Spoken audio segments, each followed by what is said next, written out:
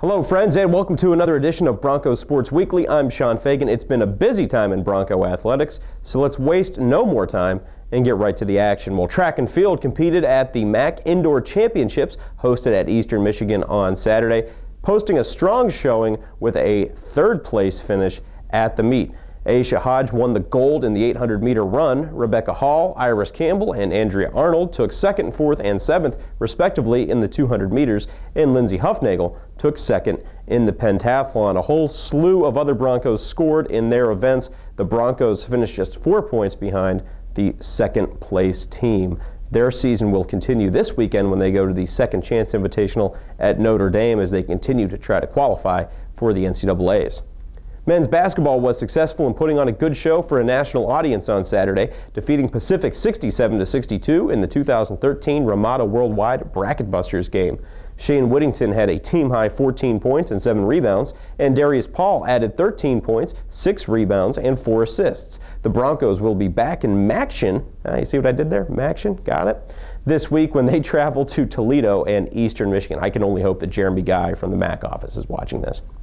Softball earned a pair of victories at the Hilltopper Classic hosted by Western Kentucky last weekend, downing Dayton 7-6 in the weekend opener and defeating Valparaiso 2-1 in the bookend. Friday's game against the Flyers obviously featured lots of fireworks, with Katie Pixley and Sabrina Gamboa each driving in a pair, and the Broncos hanging 5 runs on the Flyers in the fourth.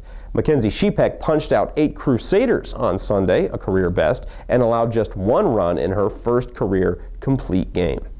Baseball had a rough weekend at Minnesota, but did manage to earn a win in the first half of a Saturday doubleheader against the Golden Gophers, winning 2-0 on the strength of a 3-hit combined shutout from Mike Moyer and Patrick Borlick. Andrew Sohn and Theo Piccarelli each went 3 and 4 in that game, while Brandon Cable went 2 for 3. Piccarelli and Cable had the RBIs in the game. Hockey split a weekend pair against Notre Dame at home, earning a shootout win on Friday night, but falling in the shootout on Saturday. Justin Kovacs, Will Kessel, and Nolan Laporte added the regulation goals for the Broncos on Friday against the Fighting Irish, with Mike Leone and Chase Ballasy potting the goals to win the shootout. Mike Seachy had the lone goal for the Broncos on Saturday. Elsewhere, women's basketball dropped a pair of MAC games to in-state rivals Eastern Michigan and Central Michigan. Men's tennis fell to Drake and Iowa. Both of those matches played on the road in the state of Iowa. Women's tennis lost at home to UIC and Michigan State. And gymnastics dropped a Sunday afternoon meet to Central Michigan. And now let's take a look at some of the highlights from this past weekend. Western Michigan women's basketball hosting the always dangerous in-state rival Central Michigan Chippewas. The Broncos riding a 3-game win streak entering this game, and they wanted to extend it to 4, although Central Michigan always providing a tough test. The Broncos would hang tough with the Chips, though, in the first half. They trailed by just 3 points at halftime, 38-35, and Miracle Woods put on a show in the first. Woods in the paint, drawing the contact, lays it up. A little bit later, Woods again, this time backing her defender down with the spin move and the layup off the glass, and Woods going to show off her ability to shoot as well, knocks down the jumper. She had 16 in the first half, finished with 19 points, 8 rebounds, but the Broncos lose 77-53. Bronco hockey hosting the Notre Dame Fighting Irish in a 2-game series. On Friday night, the Broncos would take the 1-0 lead. Justin Kovacs in the slot. He gets the goal. The Broncos would take the early advantage on Notre Dame. In the third period now, game tied at 2. Nolan Laporte with the rebound. He stuffs it. The Broncos take the 3-2 lead. Notre Dame would tie it, though, late in the period, and we would go to a shootout as the game could not be decided in 5 minutes of overtime. Here's Mike Leone, your second shooter in the shootout. He dangles past Summerhays and puts it on the blocker side. The Broncos take the lead in the shootout. Ballasy with the chance to give the Broncos the big advantage. Works to his right and same spot. Tucks it in. The Broncos have the advantage. It all came down to this. Frank Slabowski gonna stand tall in net. Stuffs the shooter. The Broncos defeat Notre Dame 2-1 in the shootout. The game ends up a 1-1 tie. The Broncos get the extra point.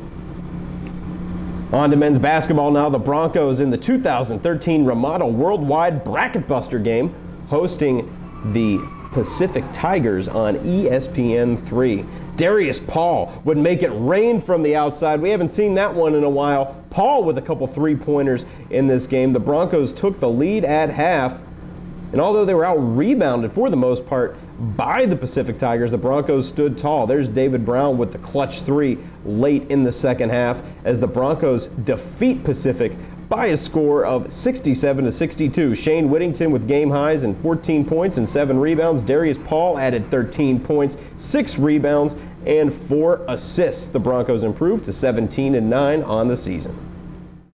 Welcome back to Bronco Sports Weekly. Every now and then we like to bring some members of our support staff here at Western Michigan Athletics to talk to us a little bit about some of the promotions going on or some of the behind-the-scenes action as part of Bronco Athletics. Of course, they're the team behind the team. And today I am joined by a member of our marketing department, that is Shelly Tansley. And Shelly has a big responsibility as part of Bronco Athletics. She is one of those that have been chosen to indoctrinate the young, as it were, and bring a lot of children into Bronco Athletics. And you're in charge of Team Broncos. Tell us a little bit about that. Yep, I work with Team Bronco, and basically it is a great opportunity for kids in the community, 8th grade and younger, to get involved with not only coming to the games, but getting involved with the athletes behind the scene. We do private autograph sessions. They have pizza parties before the games. We have recognition for them, at basketball games. We're trying to get a lot more involved with our other sports with the upcoming season. So again, it's just a great way for the kids to get involved, and they get free stuff, free T-shirts, and free entry to women's basketball games, volleyball, and select men's football and hockey games. So it's a great thing for the kids. It's a difficult area in Kalamazoo sometimes to sell people on Western Michigan because you've got Ann Arbor not far away, Michigan State not far away, Notre Dame not far away. So it's really important to build that community among the young in terms of making them Bronco fans from an early age. And this year you had the highest enrollment in Team Bronco that you've ever had. Yeah. No, we're doing a really great job of hopefully, I hope that we're doing a great job at least getting out there, spreading the word. This summer we would love to get more involved with going to camps and daycares, and again, bringing athletes with us. They've been doing a great job getting out there too. They've been very helpful coming to the events with us because we couldn't do it without them. So again, we're just going to kind of continue to bring the awareness of what the kids can get involved with, and I think it's just a great opportunity again to build a community for everybody. So, not to put you on the spot, which team has done the best job of marketing to the community whenever you've taken them out for public appearances or events at schools or other things of that ilk? They're all doing a very good job, but if I absolutely had to pick a sport, I would have to say volleyball does a very, very good job of getting involved in the community, and very eager to see what the next opportunity is to get out there. But I've had volunteers from every single sport since I've been here, and they've all done a really great job. So. Well, Shelly, we'll wrap up with this. Next week, we've got a lot of great promotions coming to Bronco Sports, so we'll try to get out ahead of the curve on that and try to tell some of our fans what's coming up next week. In particular, 3 basketball games at University Arena that have great deals attached to them. Absolutely. With spring break coming up, we will have promotions starting with Tuesday's game with the men's basketball versus Ball State at 7. And for purchase of a $5 ticket to sit in the zoo section, you'll receive a voucher to receive a zoo t-shirt. So you can redeem that at the marketing table on the student section side prior to the game. And then on Tuesday, the women's game, they'll play Northern Illinois, and we'll have a trifecta deal. So $1 hot dogs, $1 popcorn, and $1 pop. Yes. So everybody loves the $1 deal. And then on Saturday, we'll wrap up again with men's basketball versus Central Michigan, our big rival. And for a $10 purchase of a ticket, you'll get a voucher for a small fountain drink and a hot dog, but no chips. No chips? No chips. What? Oh, my goodness. This is unbelievable. You know where I will be on Wednesday night. That is going to be in the bleachers with the Bronco fans. Maybe what I'll do is I will redeem a voucher on Tuesday night and get a zoo t-shirt. There you go. And then I will come back on Wednesday night, sit in the student section, and I'm going to crush like $10 hot dogs. Well, That's my plan. I'm going to hold you to it now. I'm going to look up there and look for you then. Would I lie to you? No. No. Okay. Shelly, thanks for stopping by. Thanks, John. All right, folks, let's take a look at some of the things that are coming up this weekend in Bronco athletics. Well, baseball is heading down Florida way when they enter the Snowbird Classic in Port Charlotte, taking on the likes of Northeastern, Maine, and Air Force. The big event comes next Tuesday when they have the opportunity to play the Detroit Tigers' top prospects in Lakeland.